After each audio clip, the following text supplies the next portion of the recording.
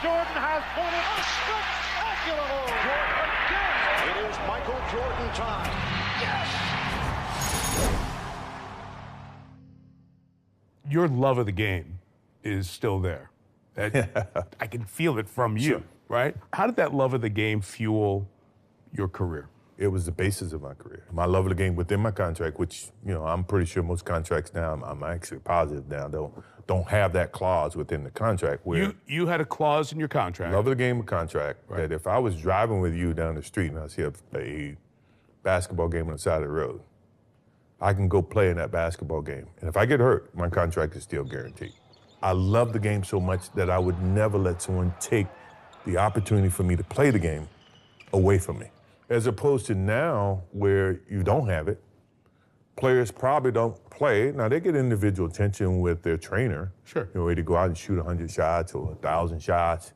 I found that to my benefit was go play basketball, man. That's what you did. That's what you grew up doing. Larry Bird he took a whole summer to work on his left hand. Right. He did it by playing basketball. So it's May. My season's been over. I'm a third-year guy in the league. I call you.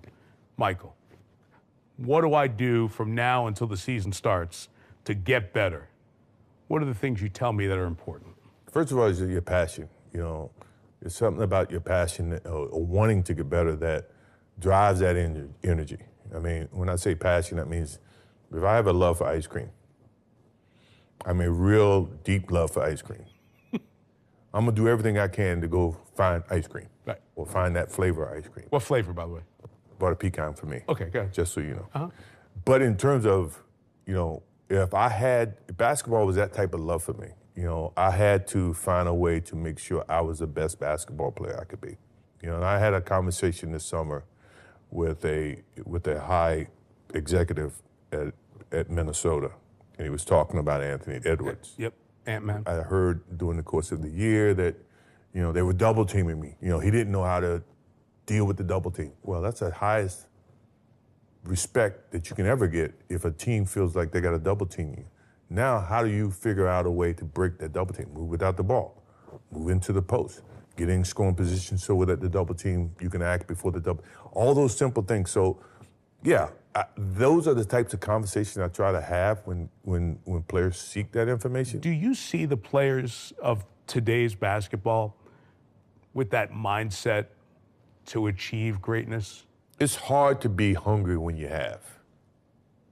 Simple as that. I mean, if you don't have, you are willing to do whatever you have. So my mental approach was go in, do my job, be the best basketball player I can be, and all the chips and everything outside of that, I had people that was handling that, But basketball court, I'm handling it, right? And now it's like, it's a prerequisite. Everybody has to have a logo. Everybody has to have a... why, right?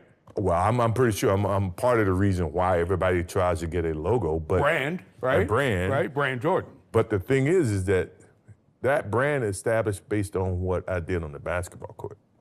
I didn't put the brand before I put the work. Right. I put the work first, and then the brand evolved based on the work. Right.